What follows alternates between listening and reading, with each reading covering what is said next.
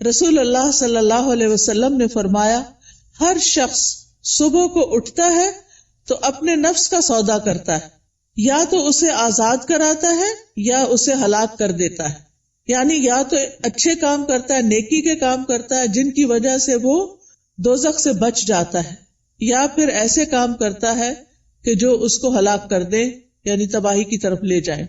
اب میں چند کام جو صبح سے رات تک کرنے چاہیے جو ہمیں سنت سے پتہ چلتے ہیں ان میں سے ایک ایک کا ذکر کروں گی، اور آپ اس کو سن کر اپنا جائزہ لیتے جائیے اور میرے ساتھ شیئر بھی کیجئے کہ کیا آپ یہ کرتے ہیں یا آپ کو کرنے کی ضرورت ہے۔ سب سے پہلی چیز کہ جو ہی ہماری آنکھ کھلے ہمیں کیا کرنا چاہیے؟ دعا پڑھنی چاہیے۔ کس کس کو یہ دعا آتی؟ الحمدللہ، لیکن سب کو نہیں آتی۔ میری گزارش ہوگی سب بہنوں سے کہ اس دعا کو خود بھی سیکھیں اور اپنے بچوں کو بھی سکھائیں۔ وہ دعا کیا ہے؟ الحمدللہ الذی احیانا بعدما اماتنا والیہ النشور۔ اور ایک اور دعا بھی ہے، اگر وہ بھی آتی ہے تو ٹھیک، نہیں تو وہ بھی اچھا ہے۔ الحمدللہ الذی رد علی روحی واذن لی بذکرہ۔ اللہ کا شکر ہے جس نے میری روح لوٹا دی اور مجھے اپنے ذکر کی اجازت دے دی، کہ مجھے توفیق دے دی۔ کیونکہ آپ دیکھیں کتنے ہی لوگ ہیں جو سوتے ہیں تو پھر جاگتے نہیں۔ ابھی ریسنٹلی میری ایک بہت عزیز ساتھی کے ہسبینڈ کا انتقال ہوا ہے۔ وہ صبح اٹھے ہیں، فجر کے وقت نماز پڑھی ہے، اپنے معمولات کیے ہیں، پھر اشراق پڑھی ہے اور دوبارہ آرام کرنے کے لیے لیٹ گئے۔ ہم میں سے اکثر لوگ یہ کرتے ہیں نا، راتیں چھوٹی ہوتی ہیں، موسم بھی گرم ہوتا ہے، رات کو سوتے ہوئے دیر ہو جاتی ہے تو انسان پھر کیا کرتا ہے، اٹھنے کے بعد پھر لیٹ جاتا ہے، اور وہ اسی طرح لیٹ گئے ہیں لیکن پھر دوبارہ نہیں اٹھے۔ ہمیں سے کسی کو نہیں پتا کہ جب وہ سوئے گا تو دوبارہ اٹھے گا یا نہیں۔ اس لیے معمول بنا لیجئے کہ ذکر کر کے سونا ہے اور اٹھتے ہوئے بھی اللہ کا شکر ادا کرنا ہے کہ اس نے ہماری روح، ہماری جان ہمیں واپس لوٹا دی۔ تو دن کا آغاز اللہ کی حمد و ثنا، اللہ کی تعریف، اور اس بات کے ساتھ وَإِلَيْهِ النُّشُورُ کے واپس جانا ہے۔ ہماری واپسی بھی اللہ کی طرف سے۔ جس نے ہمیں زندہ کیا، پیدا کیا، وہی ہمیں موت دے گا۔ پھر آپ دیکھیے کہ اس کے ساتھ ہمیں یہ بھی یاد رکھنا چاہیے کہ کائنات کی ہر چیز تسبیح کر رہی ہے اللہ کی تعریف بیان کر رہی ہے۔ قیامت کے دن سب سے افضل بندے وہ ہوں گے جو کثرت سے اللہ کی تعریف کرتے ہیں، حمادون ان کو کہتے ہیں۔ اور ایک دفعہ الحمدللہ کہنا میزان کو نیکیوں سے بھر دیتا ہے، یعنی صبح صبح اب ہم الحمدللہ کہیں تو گویا ہم نے اپنے لیے ایک بہت بڑا ذخیرہ نیکیوں کا اکٹھا کر لیا۔ اور ویسے بھی شکر ادا کرنا جو ہے وہ اللہ تعالیٰ کو بہت پسند ہے۔ پھر آپ دیکھیں کہ جب یہ کہتا ہے نا کہ وَإِلَيْهِ النُّشُورُ، کہ دوبارہ اسی کی طرف جی اٹھنا ہے، تو قبر سے بھی اٹھنا ایسا ہی ہے جیسے کوئی بستر سے اٹھتا ہے۔ کسی کو اچھے خواب آتے ہیں وہاں اور کسی کو نہیں آتے۔ قبر میں بھی کچھ لوگ تو خوشحال ہوں گے اور کچھ لوگ برے حال میں ہوں گے۔ بہرحال قیامت کے دن سب کو اٹھنا ہوگا، تو انسان موت کو یاد کرتے ہوئے، اپنے مقصد کو سامنے رکھتے ہوئے کہ واپسی بھی ہے، اس طرح دن کا آغاز کرے تاکہ اچھے سے آغاز کرے۔ اس کے بعد سب سے پہلا کام آپ کیا کریں گے؟ بیڈ ٹی پئیں یا کچھ اور کریں گے؟ نماز فجر۔ نماز فجر اسی وقت پڑھیں گے جب آپ فجر کے لیے اٹھیں گے۔ جو لوگ اس وقت نہیں اٹھتے وہ بہت بڑا نقصان کر لیتے ہیں۔ لہذا دن کا آغاز فجر کی نماز سے۔ فجر کی نماز پہلی نماز ہے صبح کی، اس کی بڑی امپورٹنس ہے۔ اللہ تعالیٰ نے بندوں پر 5 نمازیں فرض کی ہیں، اور رسول اللہ صلی اللہ علیہ وسلم نے فرمایا جس نے انہیں ادا کیا اور ان کا حق ہلکا سمجھتے ہوئے ان میں سے کچھ ضائع نہ کیا تو اللہ تعالیٰ کا اس کے لیے قیامت کے دن یہ عہد ہے کہ اس کو جنت میں داخل فرمائے۔ اور جس نے ان کو ادا کیا مگر ان کا حق ہلکا سمجھتے ہوئے، معمولی چیز سمجھتے ہوئے نماز کو ان میں سے کچھ ضائع کر دیا، تو اللہ کا کوئی وعدہ نہیں، چاہے تو عذاب دے چاہے تو معاف کر دے۔ تو اس لیے دن کا آغاز اللہ کی نافرمانی سے نہیں کرنا۔ کس سے کرنا؟ فرما برداری سے۔ اور فرما برداری میں پہلی فرما برداری نماز۔ پہلا سوال قیامت کے دن نماز کا ہوگا۔ اگر اسی ٹیسٹ میں فیل ہو گئے تو آگے اور مشکلات ہو جائیں گی۔ اللہ سبحانہ تعالی دن میں 2 بار فرشتوں سے بندوں کی نماز کے بارے میں خبر لیتے ہیں، ایک فجر اور ایک عصر۔ وہ پوچھتے ہیں جب تم گئے تھے ان کے پاس تو کیا کر رہے تھے؟ فرشتے بتاتے ہیں وہ نماز پڑھ رہے تھے۔ جب تم نکلے تو کیا کر رہے تھے؟ کیونکہ عصر اور فجر میں شفٹ چینج ہوتی ہے فرشتوں کی۔ عصر کے وقت رات کے فرشتے آ جاتے ہیں ڈیوٹی پر، اور فجر کے وقت دن کے فرشتے آ جاتے ہیں۔ تو وہ بتاتے ہیں کہ ہم نے انہیں اس حال میں چھوڑا کہ وہ نماز پڑھ رہے تھے، اور اس حال میں ان کے پاس پہنچے کہ وہ نماز پڑھ رہے تھے۔ فجر کی نماز کے بارے میں آتا ہے، وہ آدمی ہرگز آگ میں نہیں جائے گا جس نے سورج نکلنے سے پہلے اور سورج کے غروب ہونے سے پہلے نماز پڑھی، یعنی فجر اور عصر۔ رسول اللہ صلی اللہ علیہ وسلم نے یہ بھی فرمایا کہ جس نے صبح کی نماز پڑھی وہ شام تک اللہ کے ذمے ہے، یعنی اللہ کی حفاظت میں ہے۔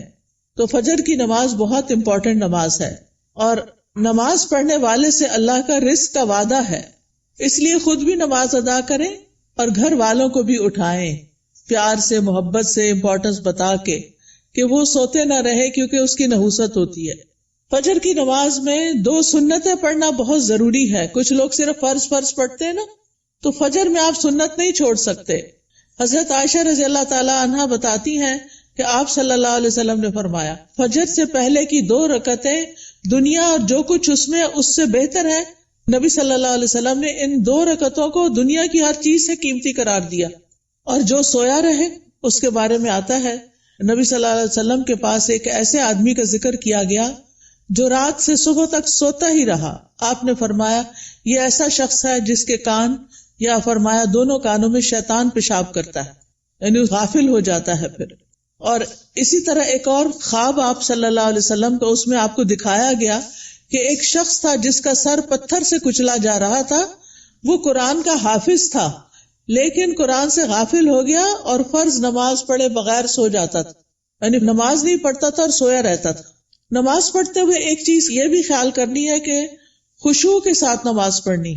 خشوع کا مطلب رونا نہیں ہوتا، بلکہ دل کا متوجہ ہونا ہوتا ہے، یعنی شعور کے ساتھ رب سے مناجات کریں، اطمینان اور خشوع سے سجدہ کریں، یعنی پورے سکون کے ساتھ، کیونکہ ایک سجدے کی وجہ سے اللہ تعالیٰ ایک درجہ بڑھا دیتے ہیں اور ایک گناہ مٹ جاتا ہے۔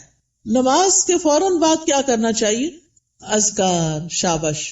نماز کے بعد اگر کوئی مصلی پر بیٹھا رہے تو جب تک اس کا وضو نہیں ٹوٹتا فرشتہ اس کے لیے دعا کرتا ہے، اللہم اغفر لہ، اللہم ارحمہ، اے اللہ اس کی بخشش فرما دے، اے اللہ اس پہ رحم فرما۔ یعنی آپ مصلی پہ بیٹھے ذکر کر رہے ہیں، تسبیحات پڑھ رہے ہیں، دعائیں کر رہے ہیں، اور فرشتہ آپ کے لیے دعائیں کرنا شروع ہو گیا ہے۔ تو ہم میں سے ہر ایک کو فرشتوں کی دعائیں لینی چاہیے۔ اسی طرح ہر نماز کے بعد 33 بار سبحان اللہ، 33 بار الحمدللہ، اور 34 بار اللہ اکبر پڑھنا چاہیے، اور آخر میں لا الہ الا اللہ وحدہ لا شریک لہ لہ الملک و لہ الحمد وہو علی کل شیء قدیر پڑھا جائے تو جو ایسا کرے گا اس کے سارے گناہ معاف کر دیے جائیں گے۔ ٹھیک ہے، چاہے وہ سمندر کی جھاگ کے برابر ہو۔ کتنی بڑی بات ہے نا یہ، اس لیے اس کا اہتمام کیا رکھنا ہے۔ اگر کسی وجہ سے آپ مصروف ہیں، 33 بار نہیں پڑھ سکتے تو 10 بار بھی پڑھ سکتے ہیں۔ ٹھیک ہے، پھر یہ کہ انگلیوں پر تسبیح کریں، کیونکہ انگلیاں قیامت کے دن کیا کریں گی؟ گواہی دیں گی۔ ہر فرض نماز کے بعد آیت الکرسی ضرور پڑھیں۔ اس کا فائدہ کیا ہے؟ جی، ایسے شخص کو موت کے علاوہ کوئی چیز جنت میں لے جانے سے نہیں روک سکتی، اتنا بڑا اجر و ثواب۔ میں یہ ساری باتیں اس لیے کر رہی ہوں کہ آپ اپنا جائزہ لیں۔ اگر کوئی چیز چھوٹ گئی ہے، بھول گئی ہے، پتہ ہے لیکن کرتے نہیں، تو کرنا شروع کر دیں۔ وہ دن جس میں یہ باتیں کریں گے آپ، اس کی نسبت بہت زیادہ اجر و ثواب والا ہوگا جس میں آپ یہ نہیں کریں گے۔ دنیا کے کام کبھی ختم نہیں ہو سکتے، لیکن ہمیں کیا کرنا چاہیے؟ اپنے اذکار، اپنی عبادات کو بھولنا نہیں۔ اسی طرح ہم میں سے اکثر لوگ کہتے ہیں مجھے نظر لگ گئی، وہ فلانے نے جادو کر دیا، وہ گھر میں یہ شر ہو گیا۔ تو اس کا حل بتایا گیا ہے کہ ہر نماز کے بعد قل هو اللہ 1 دفعہ، قل اعوذ برب الفلق 1 دفعہ، اور قل اعوذ برب الناس 1 دفعہ پڑھیں۔ یہ نماز کے بعد پڑھنی چاہیے۔ اچھا، اب آپ دیکھیے کہ بعض لوگ بیمار ہوتے ہیں، کوئی ایسی تکلیف ہوتی ہے ان کو سمجھ نہیں آتی، وہ پڑھ کے اپنے ہتھیلی پہ پھونک مار کے اپنے سر سے، منہ اور پورے جسم پر اپنا ہاتھ پھیر لیا کریں. اس سے انشاءاللہ ان کا شر بھی دور ہو جائے گا، ان کی بیماری بھی ختم ہوگی. نماز کے بعد کیا کرنا چاہیے؟ صبح شام کے اذکار، پروٹیکشن کی دعائیں. آپ میں سے کس کس کے پاس ایاک نستعین کتاب ہے؟ الحمدللہ کافی لوگوں کے پاس ہے. جس کے پاس نہیں، اگر آج آئی بھی ہے تو ضرور لے لیں. اور انگلش میں بھی ہے، اس میں ٹرانسلیٹریشن کی ہوئی ہے. اگر عربی نہیں پڑھ سکتے بچے تو ان کو انگلش میں پڑھنی آ جائے تو وہ بچوں کو ضرور ساتھ ساتھ سکھائیں. ہر ماں خود اپنے پڑھنے کے ساتھ اپنے بچوں کو بھی سکھائے. تو اگر زبانی یاد نہیں تو دیکھ کے پڑھ لیجئے. انشاءاللہ جب آپ پروٹیکشن کی دعائیں پڑھیں گے تو آپ نظر سے، حسد سے اور بہت سے شر سے بچ جائیں گے. ٹھیک ہے نا؟ ایسا نہیں کہ لوگوں کی نظر تیز ہوتی ہے، ایسا ہے کہ ہمارے اوپر پروٹیکشن وال نہیں ہوتی کیونکہ ہم اذکار نہیں کرتے. اور پھر آپ دیکھیے کہ اگر کوئی شخص آپ میں سے جیسے بزرگ خواتین ہیں جن پہ بچوں کی، چھوٹے بچوں کی ذمہ داری نہیں یا گھر کے بہت سارے کام کاج نہیں، تو وہ فجر کی نماز سے سورج طلوع ہونے تک بیٹھے رہے مصلی پر. کیونکہ رسول اللہ صلی اللہ علیہ وسلم نے فرمایا جو شخص صبح کی نماز جماعت کے ساتھ ادا کرے پھر بیٹھا اللہ کا ذکر کرتا رہے یہاں تک کہ سورج نکل آئے، پھر 2 رکعتیں پڑھے اشراق کی، یعنی اس کے لیے ایک حج اور عمرے کا ثواب ہے. کوئی معمولی اجر ہے؟ کتنا بڑا اجر کما لیتے ہیں وہ لوگ جو تھوڑا صبر سے بیٹھے رہتے ہیں فجر کے بعد اور نفل پڑھ کے اٹھتے ہیں، اور 2 رکعتیں ہی پڑھنی ہوتی ہیں. تو انسان کا دل، اس کی روح، یہ سیراب ہو جاتے ہیں ان اعمال سے جو ابھی تک میں نے آپ کو بتائے. آپ کے لیے خیر و برکات کے دروازے کھل جاتے ہیں، دنیا اور آخرت میں سلامتی کا ذریعہ ہے، عظیم اجر و ثواب کا ذریعہ ہے، شر کے آنے سے پہلے، تکلیف کے آنے سے پہلے، واقع ہونے کے بعد اسے ہٹانے کا ذریعہ ہے. یہ دعائیں، یہ جو میں بتا رہی ہوں نا پروٹیکشن کی دعائیں جو ہیں، رب کے سامنے فقر اور عاجزی کا اظہار بھی ہے، اللہ تعالیٰ کی نعمتوں کا اعتراف بھی ہے. اور یہ ایسے ہی ہے جیسے کوئی دشمن سے بچنے کے لیے اپنے آگے کوئی بال کھڑی کر لے. تو انشاءاللہ اگر ساری نہیں بھی پڑھ سکتے تو معوذتین، بسم اللہ الذی لا یضر، اعوذ بکلمات اللہ التامات من شر ما خلق، اور کچھ اور مختصر دعائیں پڑھ کے اپنے اوپر بھی پڑھیں اور بچوں کو بھی پڑھنا سکھائیں. اس کے بعد کیا کریں گے یہ بتائیے؟ تلاوت کریں، چاہے تھوڑی سی کیوں نہ کریں. اور اگر میں سمجھتی ہوں بچوں کے اسکول جانے کا وقت ہوتا ہے تو اپنی تلاوت کا وقت نہیں رہتا، پھر آپ کیا کریں؟ اپنے فون پر قرآن مجید کا کچھ نہ کچھ حصہ ریگولر لگا دیں. کوئی پورے قرآن کو ڈاؤن لوڈ کر لیں، اب تو ایسی ویب سائٹس بھی ہیں، وہاں سے آپ شروع کریں، الحمد سے الناس تک پورا کریں. ہر روز تلاوت لگا دی، بچے بھی تیار ہو رہے ہیں، آپ بھی کچن میں کام کر رہی ہیں اور ساتھ ساتھ تلاوت سنیں. کیوں؟ ان الذین یتلون کتاب اللہ واقاموا الصلاۃ وانفقوا مما رزقناہم سرا وعلانیۃ یرجون تجارۃ لن تبور. بے شک جو لوگ اللہ کی کتاب کی تلاوت کرتے ہیں، اور تلاوت کا عربی میں معنی فالو کرنا بھی ہوتا ہے، سمجھ کے پڑھنا، اور انہوں نے نماز قائم کی اور جو کچھ ہم نے انہیں دیا ہے اس میں سے انہوں نے پوشیدہ اور ظاہر خرچ کیا، وہ ایسی تجارت کی امید رکھتے ہیں جو کبھی برباد نہ ہوگی. یہ لوگ اللہ کے ساتھ ایک بزنس کر رہے ہیں. یہ چیزیں یہ پڑھتے ہیں، تلاوت کرتے ہیں، قرآن پڑھتے ہیں، لوگوں پہ خرچ کرتے ہیں، تو یہ اللہ کے ہاں ایسا اجر، اتنا پروفٹ پائیں گے کہ سوچ بھی نہیں سکتے، تاکہ وہ انہیں ان کے اجر پورے پورے دے اور اپنے فضل سے انہیں زیادہ بھی دے. بے شک وہ بے حد بخشنے والا نہایت قدردان ہے. تو پیاری بہنوں، تلاوت کو نہیں چھوڑنا، چاہے ایک صفحہ ہی کیوں نہ ہو، ایک ربع ہی کیوں نہ ہو، ہاف جز کیوں نہ ہو، ایک پارہ کیوں نہ ہو. میرے ایک بہنوئی تھے، فوت ہو گئے، اللہ تعالیٰ ان پہ رحم فرمائے. وہ چاند کی پہلی تاریخ کو پہلا سپارہ پڑھتے اور آخری کو آخری سپارہ پڑھتے، اور اس طرح ہر مہینے پورا قرآن ختم کر لیتے. تو جن لوگوں کی بہت زیادہ مصروفیات ہیں، ریٹائرڈ لائف گزار رہے ہیں، ان کو کیا کرنا چاہیے؟ قرآن کی تلاوت زیادہ کرنی چاہیے، کیونکہ قرآن جو ہے یہ غموں کا علاج ہے، شفا ہے، سکون کا ذریعہ ہے، اس لیے اس کو نہیں چھوڑنا. ایک حرف پڑھنے کا کتنا اجر ہے؟ 10 گنا. ایک حرف الف پڑھیں گے تو 10 نیکیاں، لام پڑھیں گے تو 10 نیکیاں، میم پڑھیں گے تو 10 نیکیاں. کیا کوئی اور کام کرنے سے اتنا پروفٹ آپ گین کر سکتے ہیں؟ نہیں. ہاں ایک مشکل ہے، کچھ لوگوں کو پڑھنا نہیں آتا، یا ان کی تجوید ٹھیک نہیں، یا وہ ڈرتے ہیں کہ کوئی سن لے گا تو پھر کیا ہوگا. تو ایسی صورت میں ان کو اپنی تجوید ٹھیک کرنی چاہیے. اس کے لیے میں آپ کو ایک طریقہ بتاتی ہوں، اور وہ طریقہ ہے ایک ایپ ڈاؤن لوڈ کر لیں، لرن قرآن. کس کس کے پاس ہے یہ ایپ؟ 8-10 لوگوں کے پاس ہے، زیادہ نہیں ہے. آپ یہ ایپ اگر ڈاؤن لوڈ کر لیں. اچھا، قرآن پر آل کس کے پاس ہے؟ وہ بھی تھوڑے سے لوگوں کے پاس ہے. ان دونوں میں سے کوئی بھی ایپ آپ ڈاؤن لوڈ کر لیں. یہ آپ آئی فون پہ بھی کر سکتے ہیں اور اینڈرائڈ پہ بھی کر سکتے ہیں. ٹھیک ہے، اس میں آپ تجوید سیکشن پہ چلے جائیں. تجوید پہ جائیں گے تو وہاں آپ کو ایک ایک آیت کہلوائی ہوئی ملے گی. پہلے ٹیچر پڑھے گی، پھر پیچھے آپ پڑھیں گے. تو آپ کیا کریں، جب ٹیچر پڑھ رہی ہو غور سے سنیں، جب اسٹوڈنٹس آگے پڑھے آپ بھی ساتھ شامل ہو جائیں. تو اس طرح روز پڑھتے پڑھتے آپ کی تجوید ٹھیک ہو جائے گی. کیونکہ بعض کا جب انسان بڑا ہو جاتا ہے نا، تو اس کو شرم آتی ہے کسی کے پاس جا کے غلطیاں نکلوانے کی، یا ٹائم نہیں ہوتا، یا فیس نہیں دے سکتے، یا کوئی اور مسائل ہوتے ہیں. تو آپ قرآن مجید کھول کے بیٹھ جائیں، آڈیو لگا کے بیٹھ جائیں، اور 7 انگلی رکھ کے ایک ایک آیت کو پڑھ پڑھ کے یاد کریں. اس کے مخارج ٹھیک کریں، ادائیگی ٹھیک کریں. ٹھیک ہے، جس گھر میں قرآن پڑھا جاتا ہو وہاں فرشتے حاضر ہوتے ہیں.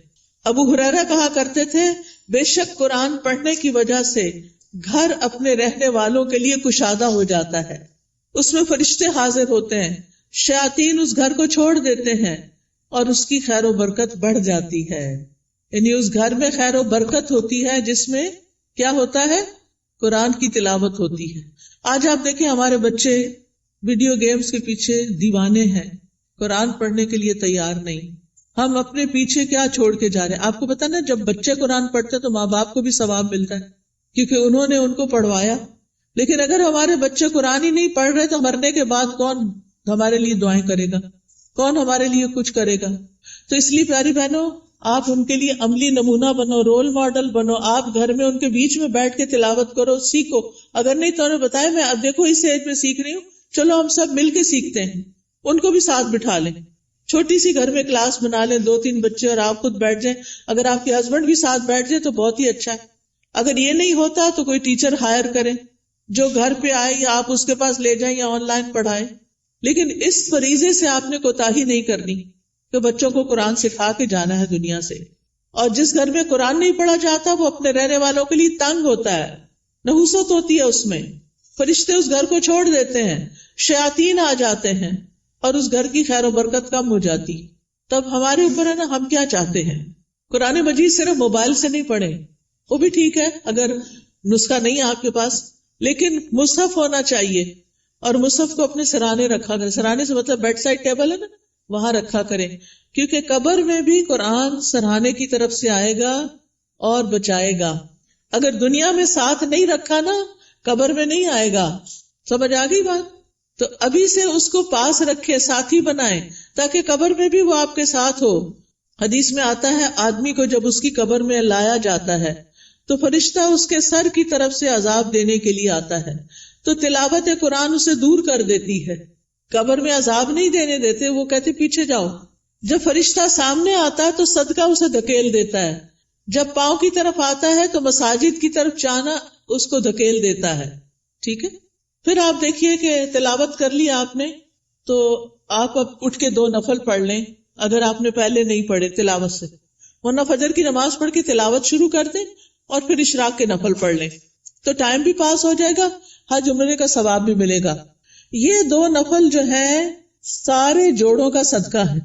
میں اکثر لوگوں کو بتاتی ہوں، اگر آپ کے جسم میں آپ کو جوائنٹس پین ہے تو آپ یہ تجربہ کر کے دیکھیں، اپنے سارے جوڑوں کا صبح صبح صدقہ دیں، 2 نفل پڑھیں، آپ کی تکلیف دور ہو جائے گی. کیونکہ میں نے یہ پرسنلی ایکسپیرینس کیا. پھر آپ دیکھیے، ہر روز اپنے نفع مند علم میں اضافہ کریں. چاہے کوئی اچھا لیکچر سنیں، چاہے کوئی کلاس جوائن کریں، چاہے کوئی کتاب پڑھیں.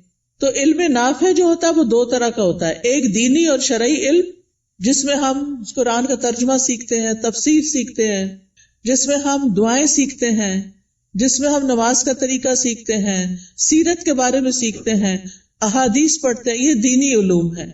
اور دنیاوی علم جس سے انسان دوسروں کو فائدہ پہنچا سکے، جیسے طب ہے، ڈاکٹر بننا ہے، بزنس ہے، ایگریکلچر ہے، انڈسٹری کے بارے میں جاننا، آئی ٹی کے بارے میں، یہ ساری تعلیم حاصل کرنا تاکہ آپ دوسرے لوگوں کو فائدہ پہنچا سکیں اور اپنی ارننگ بھی کر سکیں. تو یہ بہت فائدے کی چیز ہے کہ اب آپ نے نماز، قرآن تلاوت، اشراق سب کر لی، اب یا اپنی جاب پہ جائیں یا پھر اگر گھر میں ہیں تو گھر کے کام کاج کریں اور اس کے بعد اپنا نالج بھی بڑھائیں. اس کے لیے آپ سیکوینس کے ساتھ لیکچر سنا کریں. کبھی حدیث جیسے شروع کر لی ہے تو وہ سارے لیکچرز پورے کر لیں، ہر روز ایک ایک کر کے. اگر تفسیر شروع کر لی ہے تو اس کو شروع کر کے آگے تک لے جائیں، لیکن اپنے علم میں پختگی لائیں. اور اگر ہو سکے تو کوئی نہ کوئی کلاس جوائن کریں. رسول اللہ صلی اللہ علیہ وسلم نے فرمایا، جو شخص صبح کے وقت اس لیے مسجد کی طرف نکلا کہ بھلائی سیکھے یا سکھائے تو اس کے لیے پورا حج ادا کرنے والے کے مثل اجر ہے. اتنا بڑا اجر ہے. یاد رکھیں، علم سیکھنے اور سکھانے کے لیے وقت مقرر کریں، جگہ مقرر کریں، ورنہ اگر آپ صرف چلتے پھرتے ہی سن رہے ہیں تو پکا علم نہیں آئے گا. کوئی بات سمجھ آئے گی، کوئی نہیں آئے گی. نہ ہونے سے بہتر ہے کچھ تو سن لیں، لیکن گھر میں بھی ٹیبل چیئر سیٹ کر کے رکھیں اور اپنا لیپ ٹاپ سیٹ کریں اور کوئی آن لائن کلاس جوائن کر لیں یا پھر گھر میں پڑھیں، خود سے سیلف اسٹڈی کریں، لیکن ٹائم اور پلیس، زمان اور مکان مقرر کریں. اس سے آپ کی گروتھ ہوگی. جتنا جتنا آپ سیکھتے جائیں گے آپ نیکیوں میں آگے بڑھتے جائیں گے، برائیوں سے دور ہوتے چلے جائیں گے. پھر آپ دیکھیں کچھ بہنیں ناشتہ نہیں کرتی، وہ کہتی ہیں کہ موٹے ہو جائیں گے اور چھوڑو پرے، لیکن ناشتہ ضرور کریں. آپ کو کام کرنے کے لیے، پڑھنے کے لیے، جاب پہ جانے کے لیے انرجی چاہیے. چاہے چند کھجوریں ہی کیوں نہ کھا لیں، کھجور پانی لے لیں، کچھ اور سیڈز وغیرہ لے لیں، نٹس لے لیں، جو بھی آپ کو پسند ہو. اگر دودھ پسند ہے تو زیادہ دودھ اور کم چائے ڈال کے پی لیں. بہت سے لوگ صرف کافی پی لیتے ہیں، تو وہ درست نہیں کہ آپ اپنے آپ کو صرف ایسی چیزوں پر کہ جو آپ کے اندر کیفین ڈالے اور آپ صرف اس کی وجہ سے ایکٹیو اور غذائیت نہ ہو، تو آپ دیکھیں کہ پھر آپ سے بہت سے کام ہو نہیں پاتے، آپ جلدی تھک جاتے ہیں. تو اس کو بھی بچائیے. اپنے جسم کی حفاظت بھی عبادت ہے، ٹھیک ہے نا؟ جسم کی حفاظت بھی عبادت ہے. یہ نہیں کہ سب کی ٹیک کیئر کرتے کرتے اپنے آپ کو بھلا کے رکھ دیں اور پھر کسی کام کے نہ رہیں، نمازیں بھی بیٹھ کے شروع کر دیں. یہ نہیں ہونا چاہیے. پھر آپ دیکھیے کہ کھانا بھی عبادت ہے. بسم اللہ پڑھ کر کھائیں، بیٹھ کر کھائیں. میں نے دیکھا ہے کہ بعض اوقات لوگ اس بات کی پرواہ نہیں کرتے، چلتے پھرتے کھا رہے ہوتے. خاص طور پر مائیں کچن میں کام کر رہی ہیں، اپنا ناشتہ رکھ لیا، ادھر سے ایک نوالا لیا، ادھر کام کیا. یہ درست نہیں. آپ کے بچے بھی یہی کریں گے. چھوٹے بچوں کو بھی میں نے دیکھا ہے وہی بھاگتے دوڑتے کھا رہے ہوتے ہیں.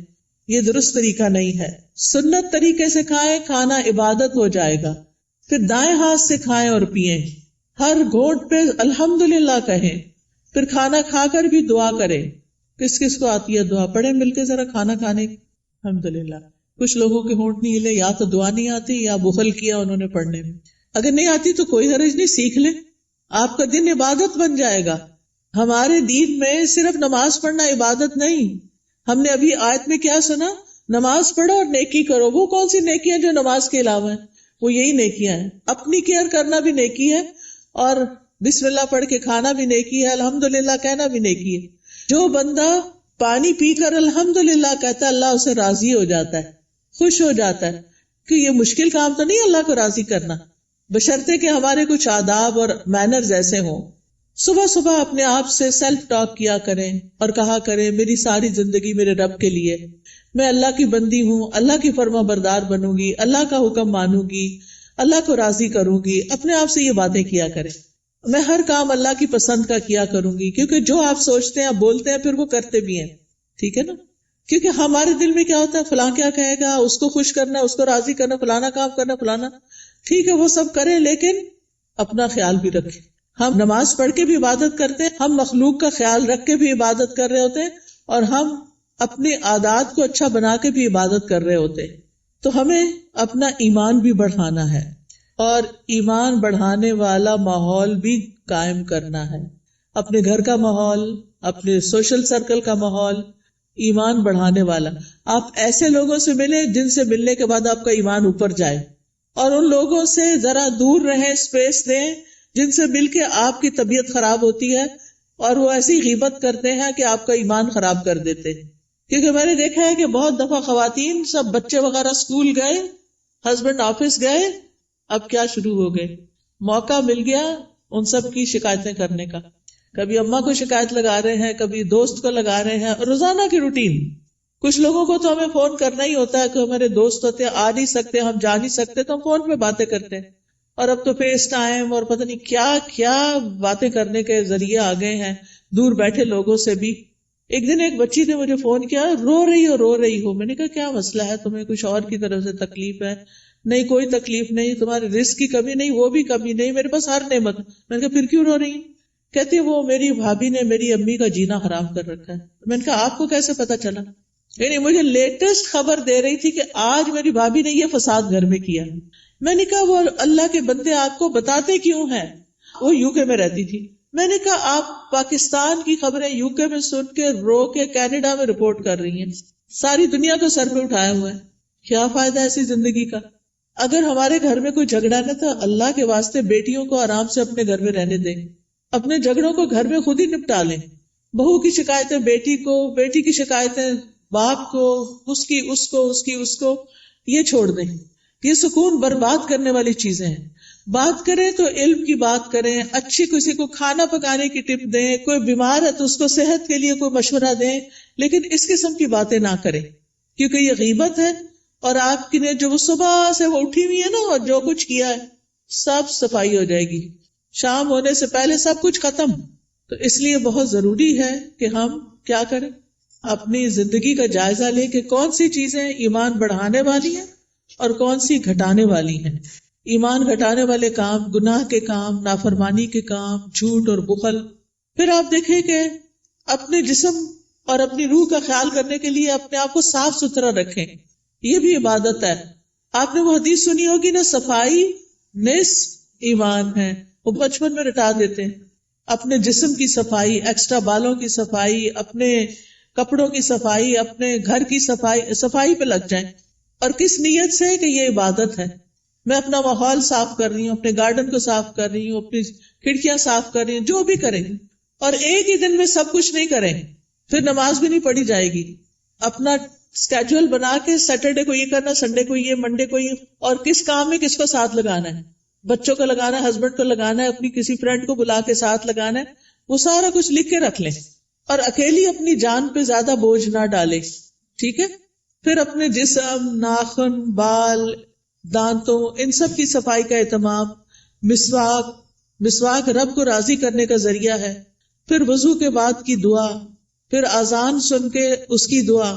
پھر کوئی بھی ایسی چیز جو آپ کو پریشان کرتی ہے اس کے بارے میں اپنے رب پر توکل کہ یا رب تو ہی کرنے والا ہے، میں تیری ہی طرف رجوع کرتی ہوں، تجھ سے ہی دعا کرتی ہوں.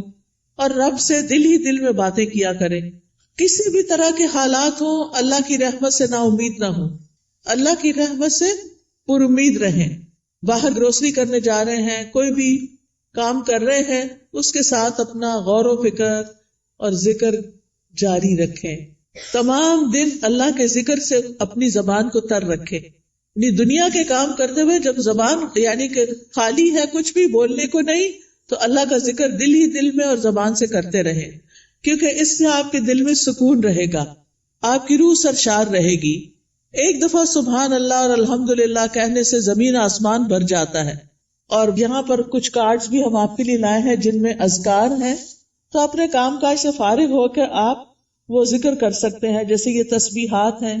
پھر اسی طرح اگر آپ کو رزق کی تنگی ہے تو یہ رزق میں کشادگی کے لیے دعائیں ہیں. پھر اگر کسی اہم کام میں آپ کو مشورہ کرنا تو یہ استخارہ ہے، استخارہ کیسے کریں اور اس کی دعا. پھر اسی طرح اللہ کا شکر ادا کرنے کے لیے یہ الحمدللہ کا کارڈ ہے. یہ دعائیں ہیں شکر ادا کرنے کی، اللہ کی تعریف کی، کیونکہ اللہ کی تعریف کرنے والے قیامت کے دن سب سے افضل بندے ہوں گے. پھر یہاں کچھ تسبیحات بتائی گئی ہیں، ان کا انگلش میں بھی ٹرانسلیشن ہے جن کے بہت بڑے بڑے فائدے ہیں. پھر آپ دیکھیے اگر قرض سے پریشان ہیں، مالی معاملات میں، تو یہ دعائیں ہیں، ان کا بھی انگلش ٹرانسلیشن موجود ہے. پھر یہ پروٹیکشن کی دعائیں ہیں. تو آپ دیکھیے کہ معمولی قیمت کے یہ کارڈ جو ہیں آپ کی زندگی میں بہت بڑی تبدیلی لا سکتے ہیں. تو آپ نے اگر یہ سارے اپنے گھر میں رکھے ہوئے ہوں ایک دن ایک اٹھا کے پڑھ لیجئے، دوسرے دن دوسرا پڑھ لیجئے، تیسرے دن تیسرا پڑھ لیجئے، اور اس طرح آپ کا ذکر کے ساتھ ایک رابطہ قائم ہو جائے گا. کثرت سے توبہ استغفار کریں. اگر کوئی مسائل ہے زندگی میں، کوئی پریشان کر رہی ہے چیز، تو استغفار کی کثرت، استغفر اللہ کی تسبیح کر سکتے ہیں، اللہم اغفر لی کی تسبیح کر سکتے ہیں. پھر اسی طرح وقت کا بہتر سے بہتر استعمال کریں. وقت جو ہے وہ بہت قیمتی نعمت ہے. ایک دفعہ اگر وقت چلا جائے تو دوبارہ نہیں آتا، اس لیے ہر دن کو مفید اور پروڈکٹیو ڈے بنائیں. رسول اللہ صلی اللہ علیہ وسلم نے فرمایا 2 نعمتیں ایسی ہیں جن کے بارے میں اکثر لوگ خسارے میں ڈالے گئے ہیں، ایک تندرستی اور دوسرے فراغت، کہ اس سے وہ فائدہ نہیں اٹھاتے جتنا اٹھانا چاہیے. بیمار ہو کر تو انسان کچھ کر نہیں سکتا. جب تک اللہ آپ کو چلتا پھرتا رکھے، آپ عبادت بھی خوب دل بھر کے کریں اور بندوں کی خدمت بھی کریں اور فضول قسم کی ایکٹیویٹیز میں اپنا وقت ضائع نہ کریں. آپ دیکھیے کہ ہمارے دن میں کئی ڈسٹریکشنز ہوتی ہیں، خاص طور پر فون کی وجہ سے. ہم نے کوئی اپنے گول سیٹ کیے ہوئے ہوتے کہ آج کے دن میں نے یہ اور یہ کام کرنے ہیں. آپ کرنا شروع کرتے ہیں کہ اتنے میں بیل بج جاتی ہے، آپ فون اٹھا لیتے ہیں اور کہیں سے کہیں پہنچ جاتے ہیں، اور جو کرنے کا کام تو وہ دھرے کا طرح رہ گیا. تو اس چیز سے بھی آپ نے کانشیس رہنا ہے. کچھ وقت کے لیے فون بند کر دیا کریں اور اس وقت اپنے کرنے کے کام پہلے پورے کریں، پھر اس کے بعد فون کھولیں، تاکہ آپ کا دن نتیجہ خیز دن ہو. جب انسان اپنے کرنے کے کام کر لیتا ہے تو اس کو ایک خاص سیٹسفیکشن ہوتی ہے، خاص خوشی نصیب ہوتی ہے. تو آپ اپنے کرنے کے کاموں کی لسٹ بنائیں، اپنے مقاصد کو دہرایا کریں، بے مقصد چیزوں سے خود کو دور رکھیں، اور جو ٹارگٹ آپ حاصل کرنا چاہتے ہیں اس کے لیے دیکھیں کہ آپ کو کیا کیا چاہیے، وہ بھی لکھ لیں. پھر اسی طرح کاموں کو لٹکائیں نہ، تاخیر نہ کریں، وقت پر کریں. روٹین بنائیں تو کام سارے ہی ہو جائیں گے، کیونکہ ہیپ ہیزرڈ کبھی کچھ کر لیا، کبھی کچھ کر لیا، کبھی کچھ کر لیا، بہت وقت ضائع ہوتا ہے. ایک کام کرتے ہوئے آپ کو یہ پتا ہونا چاہیے کہ نیکسٹ کیا کرنا ہے مجھے. یہ نہیں کہ اوہو آج میں یہ تو کرنا بھول ہی گئی، یہ تو پڑھا ہی نہیں، یہ تو کیا ہی نہیں. پھر آپ دیکھیے کہ جتنے بھی اطاعت کے کام، عبادت کے کام ہوتے ہیں، اس میں مشقت لگتی ہے، محنت لگتی ہے. اس کے لیے اپنے نفس سے جہاد کرنا پڑتا ہے، اپنے نفس کو کنٹرول کرنا پڑتا ہے، کیونکہ کامیاب بھی وہی ہوتا ہے جو نفس کا تزکیہ کر لیتا ہے. قد افلح من تزکا وذکر اسم ربہ فصلی، فلاح پا گیا جس نے پاکیزگی اختیار کی اور اپنے رب کا نام یاد کیا، پھر نماز پڑھی. یہ ہے کامیاب ہونے والے. لہذا دن بھر اپنی نمازوں کی حفاظت، کیونکہ نماز قبر میں ساتھ داخل ہوگی، بچوں نے بھی نہیں داخل ہونا، مال نے بھی داخل نہیں ہونا، کسی دوست نے بھی ساتھ نہیں جانا. جس چیز نے جانا ہے اس کی فکر سب سے پہلے کرے. نبی صلی اللہ علیہ وسلم سے سوال کیا گیا کہ سب سے افضل اعمال کون سے ہیں، تو آپ نے فرمایا نماز کو اس کے اول وقت پر ادا کرنا. ٹائم ہو تو بلا وجہ تاخیر نہ کریں، فوراً پڑھ لیں. اور پھر نماز کی 12 سنتیں بھی ادا کیا کریں دن بھر میں، کیونکہ ایسا کرنے والے کے لیے جنت میں گھر بنا دیا جاتا ہے. آپ دیکھیے کہ صرف 1 سال اگر کوئی شخص سنت موقدہ پڑھتا ہے تو نہ پڑھنے والے کے درمیان اور اس کے درمیان 4320 رکعتوں کا فرق پڑ جاتا ہے. یعنی ایک وہ شخص جو 12 رکعتیں پڑھتا ہے سال بھر اور دوسرا صرف فرض پڑھ رہا ہے اور کوئی نہیں پڑھ رہا سنت، تو ان دونوں کے درمیان 1 سال میں اتنا فرق پڑ جائے گا. اگر 1 رکعت بھی وتر روز پڑھتے ہیں آپ تو سال میں 365 رکعتیں بنتی ہیں، یہ منیمم. لیکن کچھ لوگ وتر بھی نہیں پڑھتے، وہ اس سے بھی محروم. روزانہ چاشت کی 2 رکعتیں پڑھنا یا اشراق کی 2 رکعتیں پڑھنا اور نہ پڑھنا برابر نہیں، 703 رکعتوں کا فرق پڑ جاتا ہے. ٹھیک ہے، تو اس لیے اپنی سستی کی وجہ سے نمازوں سے غفلت نہ برتیں، سنتوں کی بھی حفاظت کریں. پھر یہ ہے کہ دن میں کوئی چوٹ لگ گئی، کوئی بری خبر سن لی، کوئی بچے کا کام ایسا آ گیا، کوئی دل کو ناخوشگوار کرنے والی چیزیں آ گئی، تو ایسے میں اللہ کی طرف فوراً رجوع کریں. کوئی بری خبر سن لی، فوراً اللہ کی طرف رجوع. اور پھر اس کے بعد ہر کام عبادت سمجھتے ہوئے کریں، چاہے کھانا پکانا ہے، چاہے صفائی کرنا ہے، چاہے کپڑے دھونا ہے. کھانا کھلانا جو ہے وہ افضل ترین عبادت ہے. قرآن مجید میں آتا ہے وَيُطْعِمُونَ الطَّعَامَ عَلَى حُبِّهِ مِسْكِينًا وَيَتِيمًا وَأَسِيرًا إِنَّمَا نُطْعِمُكُمْ لوجہ اللہ لا نرید منکم جزاء ولا شکورا. وہ اس کی محبت میں کھلاتے ہیں مسکین کو، یتیم کو، اسیر قیدی کو. کیا کہتے ہیں کھلاتے ہوئے؟ ہم تمہیں صرف اللہ کے چہرے کی خاطر کھلا رہے ہیں کہ ہم اللہ کا دیدار کرنا چاہتے ہیں. ہم تم سے نہ شکریہ چاہتے ہیں نہ بدلہ چاہتے ہیں. انا نخاف من ربنا یوما عبوسا قمطریرا. بے شک ہم اپنے رب سے اس دن کے بارے میں ڈرتے ہیں جو تیوری چڑھانے والا نہایت سخت ہوگا. تو ان کے ساتھ کیا معاملہ ہوگا؟ اللہ بھی ان کو قیامت کے دن کی مشقتوں سے بچا لے گا اور ان کو خوشی اور تر و تازگی ملے گی. فوقاہم اللہ شر ذلک اليوم ولقاہم نضرۃ وسرورا. تو اس لیے کھانا گھر والوں کو بھی پکا کے کھلائیں یا مہمانوں کے لیے پکائیں تو خوشی خوشی پکائیں، احسان نہ جتائیں اور ضائع نہ کریں. کپڑے دھونا، نہانا، بچوں کو نہلانا، گھر صاف کرنا، یہ سب صفائی اور طہارت کے اہتمام ہیں، یہ ایمان کو مکمل کرتے ہیں. پھر آپ دیکھیے کہ نیکیوں کے کام میں سستی نہیں کرنی. نیکی کا کوئی بھی کام، آپ کی دوست نے فون کر دیا کہ فلاں شخص بیمار ہے، غریب ہے، اس کے لیے مدد کرنی ہے، آپ بھی اپنا کچھ حصہ ڈال دیا، صدقہ کر دیا. تو نیکی کے ہر کام میں حصہ ڈالا کریں. حضرت ابوبکر کے بارے میں آتا ہے، نبی صلی اللہ علیہ وسلم کی مجلس میں لوگ بیٹھے ہوئے تھے. آپ نے پوچھا آج تم میں سے کس نے روزے کی حالت میں صبح کی ہے؟ حضرت ابوبکر رضی اللہ عنہ نے عرض کیا میں نے. آپ نے پوچھا آج کس نے مریض کی عادت کی؟ انہوں نے کہا میں نے. آپ نے پوچھا تم میں سے جنازے میں کس نے شرکت کی؟ انہوں نے کہا میں نے. آپ نے پوچھا کس نے مسکین کو آج کھانا کھلایا؟ تو ابوبکر کہتے ہیں میں نے رضی اللہ عنہ. تو نبی صلی اللہ علیہ وسلم نے فرمایا جب کسی شخص کے لیے ایک ہی دن میں یہ خصلتیں جمع ہو جائیں وہ جنت میں ضرور داخل ہوگا. یہ جنت میں جانے والے کام. اچھا ہمیں پتہ چلتا رہتا ہے کوئی بیمار ہے، اچھا کہتے اچھا اللہ اس کو شفا دے، بس ادھر ہی بیٹھ گئے، خبر نہیں لیتے. ہمیں پتہ ہوتا ہے کہ کوئی بھوکا ہے یا نہیں کھانا پکا سکتا یہ کھا سکتا، ہم کر سکتے ہیں تو ہم توجہ نہیں کرتے. ہم راشن کا انتظام کر سکتے، ہم کسی بھی طرح مدد کر سکتے ہیں، لیکن اس کی طرف توجہ کرنے کی ضرورت ہے. پھر اللہ کی نافرمانی سے بچیں، جہنم کو سامنے رکھتے ہوئے گناہوں سے بچیں. یعنی صرف نیکی کے کام کرنا کافی نہیں، گناہوں سے بچنا بھی بڑا ضروری ہے. پھر لوگوں کے ساتھ معاملہ کرتے ہوئے اچھے اخلاق سے پیش آئیں. سب سے پہلا حق آپ کے اوپر والدین کا ہے. زندہ ہیں تو ان کی زیارت کو جائیں، ان سے بات کریں، ان کے لیے دعائیں کریں، ملاقات کریں تو ان کی پیشانی چومیں، ہاتھ چومیں، کیونکہ والدین سب سے زیادہ حسن سلوک کے مستحق ہیں. نماز میں ان کے لیے دعائیں کریں. فوت ہو گئے ہیں تو ان کے لیے دعا کے علاوہ صدقہ کیا کریں.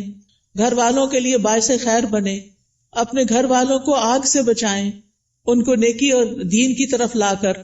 پھر اسی طرح جہاں بھی بیٹھے خیر پھیلانے والے بنے، دوسروں کا بھلا کرنے والے، دوسروں کو فائدہ پہنچانے والے. کسی کو کوئی اچھا مشورہ دے دینا، کسی کا کوئی دل ہلکا کر دینا، کسی کو کوئی کسی چیز کے بارے میں رہنمائی کر دینا، علم سکھانا. آپ دیکھیے کہ بعض اوقات علم سکھانا مال خرچ کرنے سے بھی افضل ہے. کیوں؟ اس لیے کہ مال خرچ کرنے سے ختم ہو جاتا ہے اور علم سکھانے سے بڑھ جاتا ہے اور پکا ہو جاتا ہے. اس لیے چاہے اپنے بچوں کو سکھائیں، چاہے اپنے بہن بھائیوں کو کچھ نہ کچھ چھوٹا موٹا کنٹریبیوشن کرتے رہا کریں. جو اچھی باتیں آپ کو پتہ چلی ہیں وہ دوسروں کو بھی بتائیں. اس کے لیے آپ کے گھر میں کتابیں ہونی چاہیے، آپ کو کوئی نہ کوئی کلاس جوائن کرنی چاہیے تاکہ آپ سیکھیں اور سکھائیں. اس کے لیے کوئی بہت پی ایچ ڈی کرنے کی ضرورت نہیں ہوتی، وہ چند لوگ بھی کر لے تو کافی ہو جاتے ہیں. باقی لوگ روز مرہ کی چھوٹی چھوٹی چیزیں اور خاص طور پر خواتین اپنے بچوں کی تربیت کرتے ہوئے ان کو آداب اور مینر اور اخلاق سکھائیں گے تو یہ بہت بڑی کنٹریبیوشن ہوگی، وہ آپ کے لیے صدقہ جاریہ بنے گی. تو لوگوں کے ساتھ اچھے اخلاق سے پیش آئیں. ابن قیم کہتے ہیں آدمی کی برکت یہ ہے کہ وہ جہاں بھی مقیم ہو خیر کی تعلیم دے، خیر پھیلائے. تو اچھے اخلاق سے بھی انسان خیر پھیلا رہا ہوتا ہے.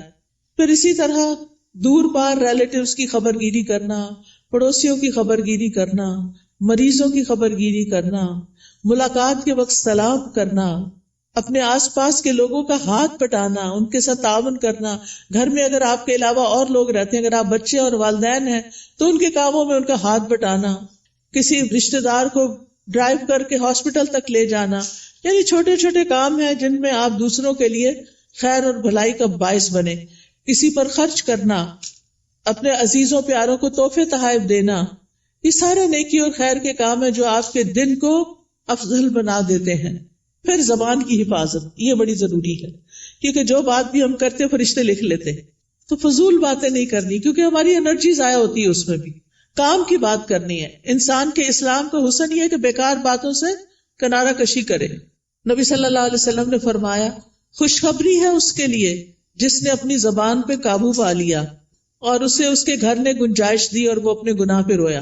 یعنی اس کا گھر اس کے لیے کافی ہو گیا، اس کے لیے سہولت ہے اس میں، اور فضول باتیں نہیں کرتا. کیلو کال چھوڑ دینا چاہیے. ہی سیڈ، شی سیڈ، یہ کہا گیا، فلاں نے یہ کیا، اس نے وہ، اس سے بہت سے فساد پھیلتے ہیں. مغیرہ بن شعبہ کہتے ہیں نبی صلی اللہ علیہ وسلم نے فرمایا بے شک اللہ تعالیٰ تمہارے لیے 3 باتیں پسند نہیں کرتا. بلا وجہ کی گپ شپ، بیکار کی باتیں اللہ کو پسند نہیں. مال ضائع کرنا، اور اس میں بعض اوقات ایکسٹرا ٹیشو استعمال کرنا، ٹیپ کھول کے باتوں میں لگ جانا اور پانی ضائع کرنا، بلا وجہ بتیاں جلا کے رکھنا، بیکار میں ادھر ادھر گھومنا، گاڑی کا گیس ختم کرنا. یعنی چھوٹی چھوٹی چیزوں میں بچت کرنی چاہیے. پھر اسی طرح یہ ہے کہ کسی کو زبان سے اذیت نہیں دینی چاہیے، کثرت سے صدقہ کرنا چاہیے، فقراء مساکین کا خیال کرنا چاہیے. پھر ایک اور بات یہ کہ غصے اور ناراضگی سے بچنا چاہیے. قرآن مجید میں جنت میں جانے والوں کی جو خوبیاں بتائی گئی ہیں وہ کیا ہے؟ والکاظمین الغیظ والعافین عن الناس واللہ یحب المحسنین. وہ غصہ پی جانے والے ہوتے ہیں اور کیا کرتے ہیں؟ لوگوں کو معاف کرتے ہیں. یہ کام بڑا مشکل ہے، لوگوں کو معاف کرتے ہیں. اللہ ایسے محسنوں سے محبت کرتا ہے. اگر ہمیں پتا چلے کہ کسی کو معاف کرنے سے اللہ مجھ سے محبت کرے گا تو ہمیں کیا مشکل ہے کہ جھگڑا چھوڑ دیں. لیکن بعض اوقات ہم ایگو کا مسئلہ بنا کے جھگڑا نہیں چھوڑتے، جس کی وجہ سے ہم اللہ کی نظر میں بھی گر جاتے ہیں اور بندوں کی نظر میں بھی. کوئی رسپیکٹ نہیں رہتی جھگڑا کرنے والوں کی. تو اس لیے بہت ضروری ہے کہ لوگوں کو معاف کرتے جائیں، کیونکہ وہ انسان ہے. یا تو یہ نہ کہ ہم نے کبھی کوئی غلطی نہ کی ہو، اگر ہم سے بھی غلطیاں ہوتی ہیں تو پھر دوسروں کو معاف کرنے میں کیا مشکل ہے. پھر قطع رحمی سے بچیں، رشتہ داروں سے تعلق قائم رکھیں، چاہے وہ آپ سے نہ بھی ملنا چاہیں. دوسروں پر ظلم سے بچیں، کیونکہ مظلوم کی آہ فوراً اوپر پہنچتی ہے. دل کی سختی سے بچیں، برے خیالات اور بدگمانیوں سے بچیں، غیبت کرنے اور سننے سے بچیں. مشکل وقت میں اللہ سے مدد مانگیں اور صبر کریں. آج ایک بچی کا میسج آیا کہ میری امی نے میرے بارے میں ایسا اور ایسا کہا ہے، میں اس وقت سے رو رہی ہوں، بہت میری طبیعت خراب ہو گئی. تو میں نے کہا پھر صبر کس چیز کا نام؟ اگر آپ نے اس وقت اپنے آپ کو سنبھالنا نہیں اور اس کو اتنا دل پہ لے لینا ہے، آپ اسٹرانگ بنیں. ماں باپ جب کوئی تنقید کرتے ہیں نا تو وہ ہمیں سمجھانے کے لیے، ہمیں میچور کرنے کے لیے کرتے ہیں، ہمارے دشمن نہیں ہوتے. تو چیزوں کو ان کے صحیح رخ سے لیں. ماں باپ مارے بھی ڈانٹے بھی تو بھی معاف کریں، ان کی عزت میں کمی نہ آنے دیں. اور اگر پریشانی گھیر لے تو لا الہ الا اللہ کثرت سے پڑھیں. اللہ اللہ ربی لا اشرک بہ شیئا لا الہ الا انت سبحانک انی کنت من الظالمین. اور دیگر دعاؤں کو اور اذکار کو لازم کر لیں، جس کا میں نے ابھی آپ کو تعارف کرایا. تنگی کے بعد پھر آسانی کا انتظار کریں، کیونکہ ان مع العسر یسرا. ایسا نہیں کہ صرف تنگی آئے گی، آسانی بھی ساتھ آئے گی. اور اس سارے کاموں میں دن گزار کے پھر رات کا وقت آ گیا، اب سونے کی تیاری ہے. سونے سے پہلے آخری کام اللہ کا ذکر ہو. رات کو سورۃ الملک پڑھیں، کیونکہ یہ عذاب قبر سے بچانے والی ہے. اور دعائیں زبانی یاد کر لیں، نہیں تو آپ ایک ایپ ہے دعائیں اردو میں ٹائپ کریں گے یا عربی میں دعائیں تو انشاءاللہ وہ کھل جائے گی. اس میں ساری دعائیں ہم نے جمع کر دی. یا پھر سونے جاگنے کے اذکار والی ایپ جو ہے، اس سے بھی آپ رات کو سوتے وقت بیڈ پہ لیٹ کر بھی دعائیں پڑھ سکتے ہیں. لیکن آخری کلام ہمارا اللہ کا ذکر ہی ہونا چاہیے اور اسی حال میں سونا چاہیے. تو یہ ہے ایک مومن کی دن بھر کی روٹین اور دن بھر کے کرنے والے کام، جس سے انسان کے درجات بلند ہو جاتے ہیں. تو اللہ تعالیٰ سے میری دعا ہے کہ اللہ تعالیٰ ہم سب کو اس پر عمل کرنے کی توفیق عطا فرمائے. وآخر دعوانا ان الحمد للہ رب العالمین.